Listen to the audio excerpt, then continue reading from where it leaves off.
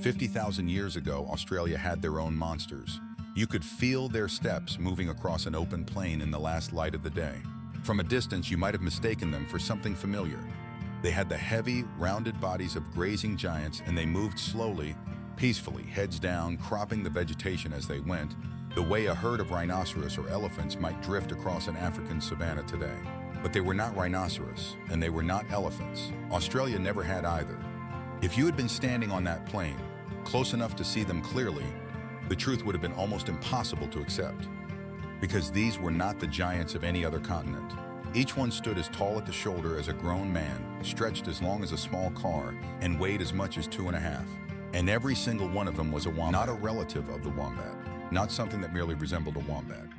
A wombat, in the truest sense the word allows, scaled up to the size of a family vehicle and set loose across an entire continent. Its name was Diprotodon, and it was the largest marsupial that has ever lived anywhere in the whole history of life on Earth.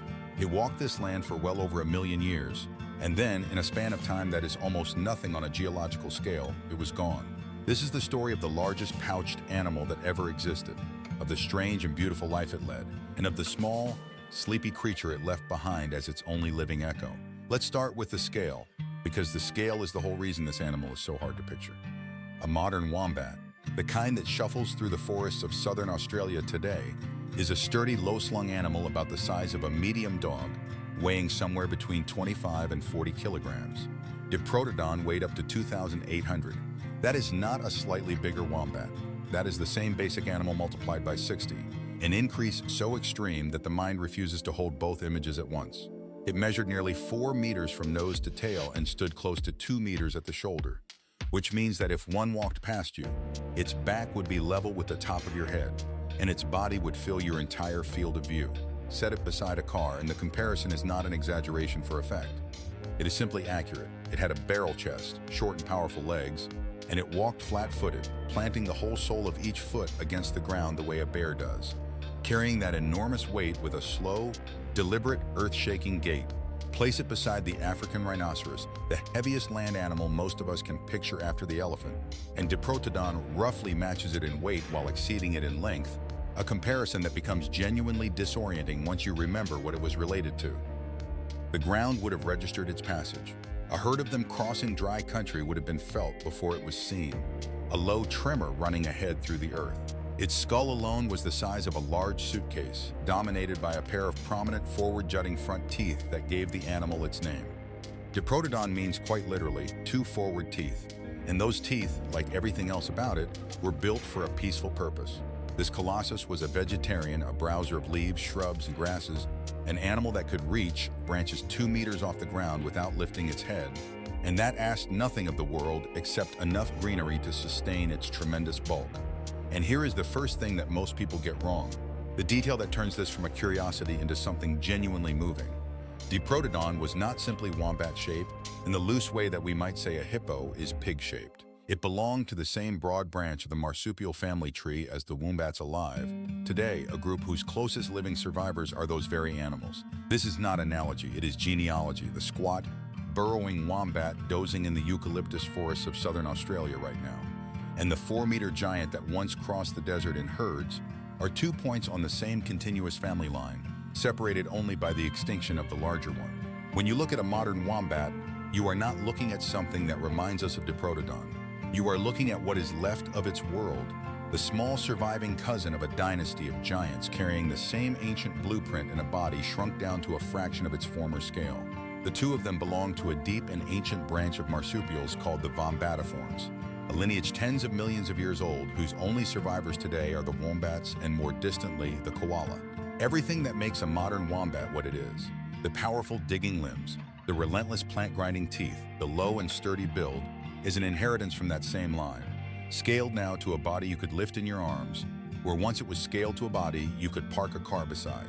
Hold that thought, because by the end of this story, it is going to matter a great deal. Now, if the size is the part that grabs you, the next detail is the part that stays with you. Because for all its rhinoceros bulk, Diprotodon was, to its core, a marsupial, and that means it carried its young in a pouch. Picture that for a moment properly.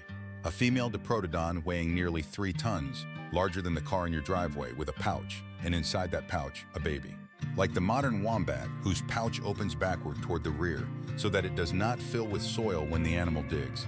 Diprotodon almost certainly carried its young in a rear-facing pouch of its own, a pocket of skin and muscle the size of a large backpack, sheltering a joey that may itself have been as big as a small dog. And this is not speculation built on nothing. A remarkable fossil discovery in Queensland preserved a female Diprotodon together with a juvenile, captured in the ground in a way that suggests the bond between mother and young that we recognize in every marsupial today. Think about what that pouch had to do. A newborn marsupial is barely more than an embryo, blind and helpless, and it finishes its development clinging to the warmth inside its mother. For a Diprotodon, that meant a calf that could grow to the size of a small dog, riding inside its mother as she walked, perhaps for hundreds of kilometers, across a drying continent. The largest marsupial that ever lived raised its babies the same way the smallest ones do, tucked against the warmth of the mother's body, nursed and protected through the most vulnerable months of life. It is the detail that quietly transforms the animal in your mind, from a slab of prehistoric meat into something with a family, a mother, a vulnerability. And it makes everything that comes later harder to take, because the next discovery rewrote what we thought this animal even did with its life, and it came only recently. For a long time, the assumption was simple. Marsupials, as a rule, do not travel far. They tend to be homebodies, occupying small ranges, staying close to familiar ground. Nobody expected anything different from Diprotodon. But in 2017, a team led by the paleontologist Gilbert Price published a study that took a completely different approach. Instead of looking at the shape of the bones, they looked at the chemistry locked inside the teeth. As an animal grows, the tissues of its teeth absorb chemical signatures, isotopes, from the water it drinks and the plants it eats, and those signatures vary from place to place across a landscape. By reading the isotopes banded through a Diprotodon's tooth, the researchers could reconstruct where that individual animal had been over the course of its life. And what they found astonished them. The animal had moved, not in small loops around a home range, but across long distances, traveling seasonally between regions, following water and food across the land, covering distances on the order of a couple of 100 kilometers in a recurring, deliberate pattern. Diprotodon, it turned out, migrated. The likeliest driver was the most basic one of all, water. In a landscape of unreliable rainfall and vanishing water holes, an animal that had to drink in proportion to its enormous bulk could not afford to stay in one place, and so it moved, season after season, following the green and the wet across the country. It is the only marsupial, living or extinct, ever shown to have done so. And once you know that, the image of this animal changes entirely. These were not solitary giants standing in a swamp. They were herds on the move, great slow processions of multi-ton animals crossing the Australian interior with the seasons, the marsupial equivalent of the bison that once flooded the plains of North America. For tens of thousands of years, the outback would have shaken under the migrations of the largest pouched animals the world has ever produced. It is a scene with no equivalent anywhere on Earth today, and no living person has ever witnessed anything like it. A slow procession of car-sized marsupials did not rule across the red interior unchallenged year after year, the apex of for longer than our own species. A peaceful giant of nearly 3 tons still had which raises the question, because moving through the same landscape, hunting the same plains, and the answer is the part that turns the Asombro into not the marsupial lion we have met before, because Diprotodon did not vanish in some impossibly monitor lizards that may have grown sealed away from us by tens of millions of years, ambush like the dinosaurs, large enough to bring down the megafauna with human beings. It was the largest land lizard people reached Australia somewhere between 50 and the people who arrived in Australia would have had to share the land survived until at least around 44,000 years ago, which means that for thousands of years, harder to believe than anything you have just heard. People in these giants walked the same land at the same time. There is rock art in northern Australia that some researchers believe may depict Diprotodon, though the dating and the identification remain genuinely contested. And we should be honest about that uncertainty. There are also sites where the bones of megafauna turn up alongside the traces of human activity, and claims have been made of cut marks left by stone tools, though here too the evidence is debated and far from settled. What is not in doubt is the overlap itself.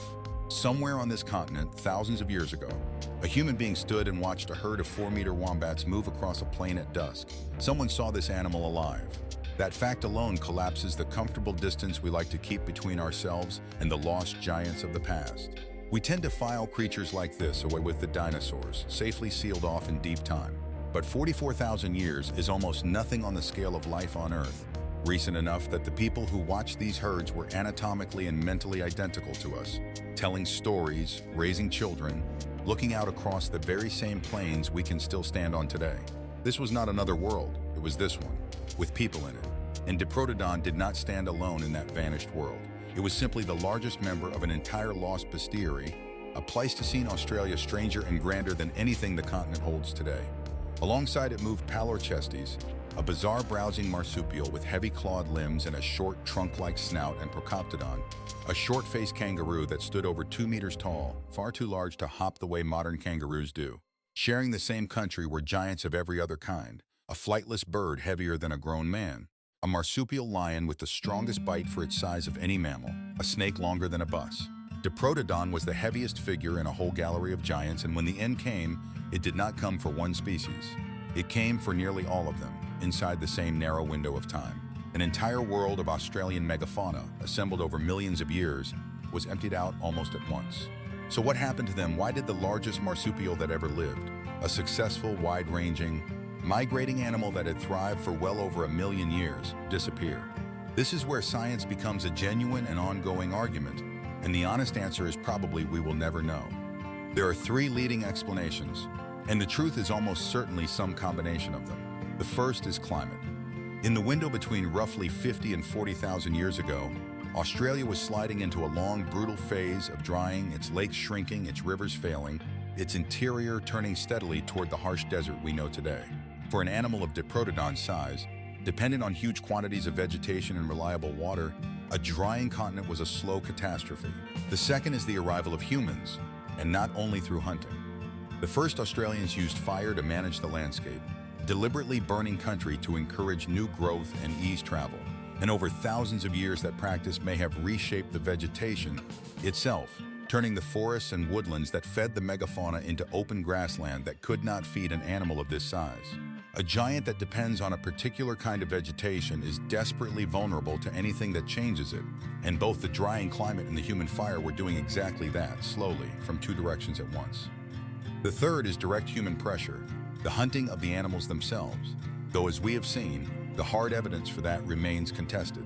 Most researchers today favor a combination, a continent already buckling under climate stress, pushed past the edge by the arrival of a new and uniquely capable species. And there is a final twist in the timeline that keeps the debate very much alive. A study published in 2020, led by Scott Hocknell, used precise dating of fossils from tropical Queensland to argue that some populations of Australian megafauna may have survived in pockets of favorable habitat for thousands of years longer than the standard story allows. If that holds, then the overlap between humans and these giants was longer still, and the picture of a sudden, simple extinction dissolves into something slower, patchier and sadder, a long fading rather than a single fall. In that version of events, the giants did not vanish in one sudden catastrophe at all. They dwindled, region by region, retreating into the last green corners of a hardening continent, growing rarer across thousands of years until the final small herds in the final refuges simply ran out of room and time. We may never know with certainty which of these forces struck the decisive blow, or in what order they fell.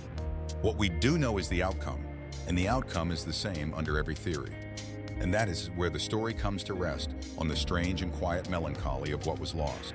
Step back and take in the whole of it. The largest marsupial that ever lived. An animal the size of a car that carried its young in a pouch like the gentlest creature in the bush. A peaceful giant that migrated across an entire continent in great seasonal herds, the only marsupial ever known to do so. A devoted mother.